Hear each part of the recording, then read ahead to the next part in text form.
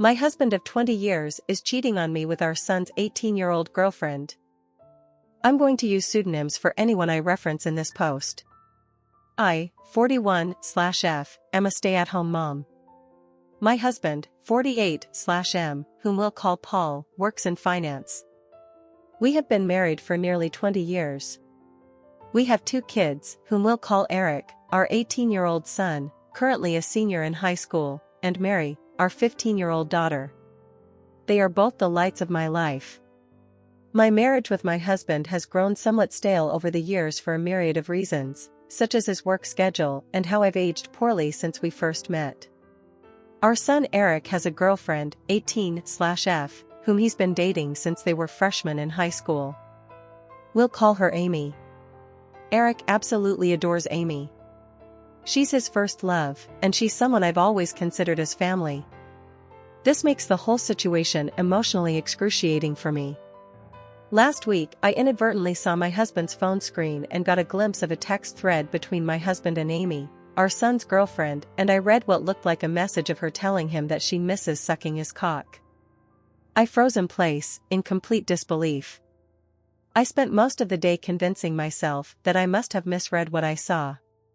However, I didn't misread it because, over the last several days, I discovered a file on his computer filled with tons of BDSM porn. He clearly has a porn addiction. He also has saved photos of Amy from her Instagram on his computer. Although they weren't inappropriate, she was fully clothed, it was still the proof I needed to confirm that I wasn't going crazy. I also looked at his phone during opportune moments, and saw more of their interactions. I wish I had never looked. They were filled with mean, horrible things said at my expense, with him constantly comparing me to her. He would call me fat and old, among other things, with Amy LOLing. I've always had hunches or paranoid feelings that Paul has been cheating on me, but never in a million years could I have fathomed something like this. Last month, I found a thong in our bedroom that I know wasn't mine. I turned a blind eye to it, being naive and acting like it was maybe our daughter's, even though that made 0 sense. Not only is he cheating on me, but he's betraying our son. I'm completely devastated. I don't even think words can adequately describe the dread, anger, shock I feel right now. I'm totally overwhelmed on how to handle this, because obviously action needs to be taken, but I'm terrified of what kind of psychic blow this will be for my son. I have no idea how to even broach this completely fucked up topic with him. I wouldn't wish this predicament on my worst enemy. I can't even believe I married this scumbag in the first place. And then my mind started to race, realizing that I started noticing specifically unusual behavior from him around the same time Amy turned 18. Was he waiting for her to turn 18 before pursuing this affair? There's so many layers to all of this, and I'm completely paralyzed with fear and dread about it all. None of it makes any fucking sense. How did this happen? Am I that much of a stupid idiot that I let all of this happen under my watch? Eric adores Amy, and the thought of revealing this sickening truth to him terrifies me. The impact on his young heart and mind could be devastating. My heart aches for Eric and Mary, who are completely innocent bystanders. I haven't confronted my husband about this, because I'm frankly scared of the domino effect. I don't know who to turn to first about this. I share my story not for sympathy, but in search of understanding and perhaps advice from those who might have had to grapple with deep betrayal. Thank you for listening. Edit. To not have my initial post be long-winded because I didn't think I needed to get into the minutiae of this, I didn't bother going into those details. How I inadvertently saw it was this: he was on his phone. He did not have iMessage open currently on the screen, but the application was still open. You know how on the iPhone when you swipe up and it shows all of the applications that are open and you can close them. When he was closing out the applications, something he does compulsively, I noticed it. It's not like he was some kind of idiotic buffoon having iMessage open for all to see. I saw he forgot he had the application running when he swiped up from a completely different app. Also, I did say in my post that I went back to his phone to actually solidify my suspicion on a different day. So you are incorrect in asserting that I'm now magically changing my story. I am being consistent. Update 1. I'm using pseudonyms for confidentiality. I shared a situation a few days ago on another subreddit involving my 41/F husband, Paul, 48/M, our children, Eric, 18/M, and Mary, 15/F. I discovered that Paul was having an affair with our son's 18-year-old girlfriend, Amy. My son has been dating her since they were freshmen in high school. My brother connected me to a very tough junkyard dog-type lawyer. I saved screenshots of all his conversations with Amy. I was only able to get the last 3 months from iCloud. The conversations were mostly flirty and dirty talk. It was hard to stomach, completely sleazy, and I saw several negative things said about me. His call history showed he talks with her for hours pretty consistently. He uses dating apps. I took screenshots of his profiles and all of the active chats he has with his matches. It's very clear he uses a filter to seek out girls who are 18 to 22 or so. I copied all of his files from the computer. He goes on sex chat rooms and forums, and he spends a ton of money on OnlyFans. I rummaged through every possible hiding spot I could think of in the house. He had various toys, blindfolds, cuffs, lubricants, etc. He also had different outfits which looked kind of like a girl's Catholic school uniform and a French-maid type outfit too. I picked up Eric and Mary from school, and we all drove to my brother's. They were able to sense something was awry when I picked them up. I delicately told them the entire situation, and I broke down crying. Mary had the most anger, even more than Eric. I met with Amy's mother and told her everything.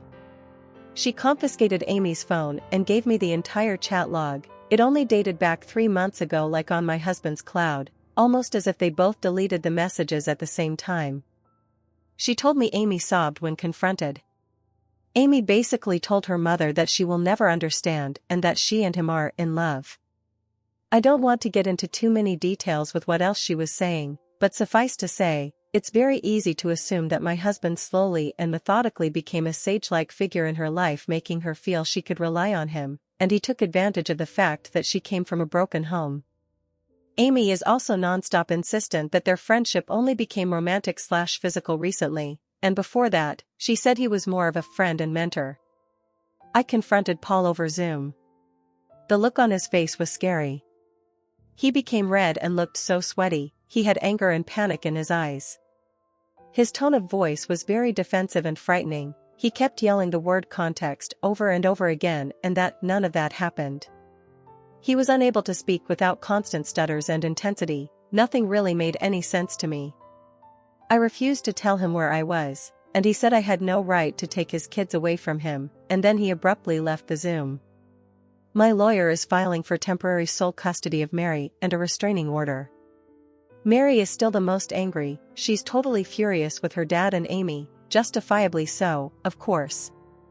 Mary is recollecting moments and times she watched her dad interact with her friends, and she's in knots about it. Eric is very clearly hurting, but he's so strong and very level-headed. He wants to see a therapist. The maturity my kids are showing makes me proud. They don't deserve this at all. We made the authorities aware of everything. I plan on being completely unforgiving and ruthless in this divorce. I'm reflecting on how I've been treated and how it's made me a shell of myself, and how I've had a very negative opinion of myself because of him over the last 20 years. I don't want to let this scumbag get away with it. I want to reinvent myself and move on stronger than ever. Update 2. Thank you again for all the love and encouragement. It gives me comfort and means so much to me. I've received many comments and messages accusing me of faking this story, which oddly also provides comfort because all of this feels unreal even to me. It validates my own feelings that there are people out there who can't even fathom this being true. I wish it were fake.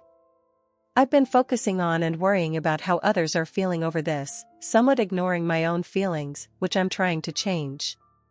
I range from anger to numbness, like a light switch. We're all safe and still at my brother's house. We're very careful, and his house is secured. Paul has tried to call my cell phone several times a day. I am refusing to interact with him, and I will have my lawyer handle all correspondence. He scares me, frankly. My brother has a very secure house with an alarm system and deadbolt locks. We feel safe with him. Both my son and I got checked out and tested. It appears so far that we're both clean based on the immediate rapid tests, but in the coming days, we'll know for certain when the lab results come in. I'm not overly concerned. Eric is scheduled to see a therapist early next week, which is very good and needed. He's not himself right now, he seems a bit shell-shocked, and I am concerned. He internalizes a lot, and it's hard to get a read on what's going on in his head. That being said, he's thoughtful and has been talking with me, asking me how I'm doing and everything. He's not interested in corresponding with his dad at all. He calls only my cell phone, and he hasn't tried to reach out to either Eric or Mary. I get the sense that Paul is extremely nervous. He's scared, and I think he deep down knows that if investigated thoroughly, he would be in big trouble. That's what my gut is telling me. I still think about the Zoom call with him, and the more I think about it, the more it looked like he was a man whose entire world was crashing down on him. The panic in his face was very apparent. I offered Mary for me to make an appointment with a therapist as well, but she doesn't want to see one yet. She said she's open to it eventually, but wants time to herself. She's been asking her friends about her dad and if they experienced any creepiness from him. Her friends were open and honest with her, and apparently, they felt like he stared a lot and sensed his hovering presence whenever they were over. One of Mary's friends went so far as to say that she felt like he was checking her out a lot, like looking at her rear and complimenting the color of her yoga pants. At the time, no issue was brought up about it, but in light of everything that has been happening, it seems strange now. He would sit himself in different areas or vantage points to get a good view of her, she claimed. He also asked questions about what kind of friend group or which clique they were in at school. He kept asking about if they were popular girls. I'm completely embarrassed that they had this experience at our house. As for updates on Amy, which is the main reason why I wanted to write this update, I completely agree that she is also a victim. A lot of people have been emphasizing that, and I agree. I've done everything I could in my own power to indirectly get her opportunities to get help. Like I said, I told her mother, and she's been updating me on everything. Amy, unfortunately, is still living in her deluded reality, and I can only pray that she'll eventually come to her senses. She doesn't want to see any doctors or therapists at all and has been constantly trying to reach Paul because, again, she believes that they are in love. From what I've been told, she hasn't been able to get hold of him, and he's been avoiding communication with her completely. Amy blames me for that and believes I took away his devices and am very controlling. Any truth that her mother tries to convey to her is met with conspiracy theories and hostility. Amy looks at me as a villain and still sees Paul through rose-colored glasses. Her mother showed her screenshots of his dating app profiles and matches, and she refuses to believe it, saying I photoshopped it.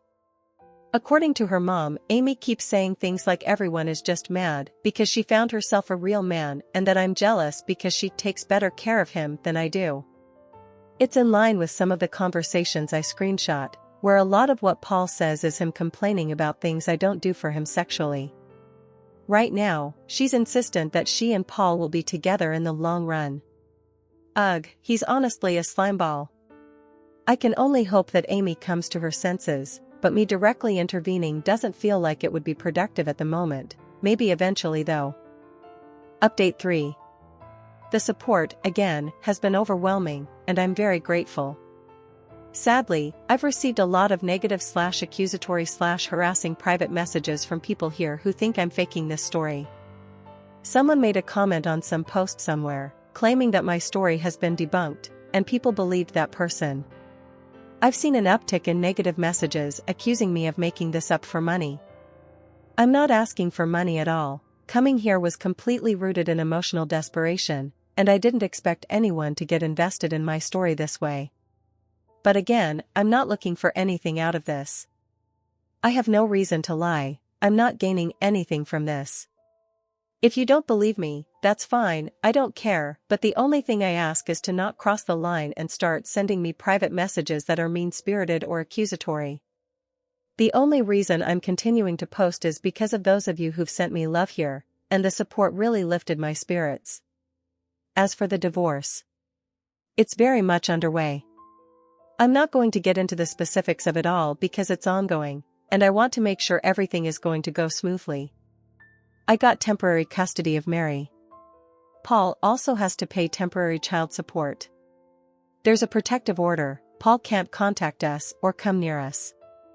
Right now, we're just focusing on getting through this legal mess. Again, not getting into specifics because I don't want to mess anything up, but what I'll say is I'm very confident, divorce aside, that there's overwhelming evidence against Paul that will get him in serious trouble and it will impact him for the rest of his life. I'm sure eventually I can share more about that. I know a lot of people are concerned about his predatory ways, and I just wanted to convey this, even though I have to be vague right now. Justice will come. All of your concern about how my kids are doing psychologically means a lot to me. Eric has been to therapy twice over the last 2 weeks. I know some people thought I was dismissive of him and acting like he's doing okay. I very much know that he's hurting internally, and we're doing everything we can to make sure he knows he is supported and loved. My brother has been amazing in spending time with Eric and Mary, and both of them have confided in him about a lot. My brother has a very healthy marriage, and both he and his wife have really stepped up to the plate for all of us. Mary has not seen a therapist yet, but she promises that she will be open to seeing one soon. Her anger has mostly turned into sadness, I noticed, and I hope I can get her to see a therapist soon. Her friends have played a key role in this whole thing, and that's something that Mary has been grappling with as well. I know a lot of people are invested in the well-being of Amy as well. There were a lot of questions about whether Eric and Amy would still see each other at school. It sounded like they go to the same school, but they do not. Eric and Amy went to the same junior high school and knew each other even then, but Amy ended up going to an all-girls Catholic high school while Eric, and Mary too, stayed in the public school system. We all lived in the same town, and over the summer heading into freshman year is when they were getting to know each other and when they started dating. I wish I had a better Amy update, but it's gotten a lot worse since the last update. Paul has actually been seeing Amy, despite her mother trying to force her not to see him. She tells me that Amy says she's 18 and an adult, and she can do what she wants. Her mother is in a precarious spot because if she kicks Amy out of the house for defying her, something that she has threatened to do, which I think is a mistake, she would just run to Paul permanently. The time she spends with Paul has increased over the last week, despite the fact that Paul initially ghosted her when all of this first hit the fan. There were some days where Amy would just be gone for hours on end. There's only so much I could do with the Amy situation, but again, I do believe things will turn around soon with that, given what I know about Paul and what's to come. I can only pray that Amy can get help and guidance when more shit hits the fan. I'm doing everything I can with my own kids and my own mental health, and Amy's mom knows she has my support, and that's all I could really provide. That's where the story ends. Please consider subscribing to keep up to date on this post and other daily Reddit content.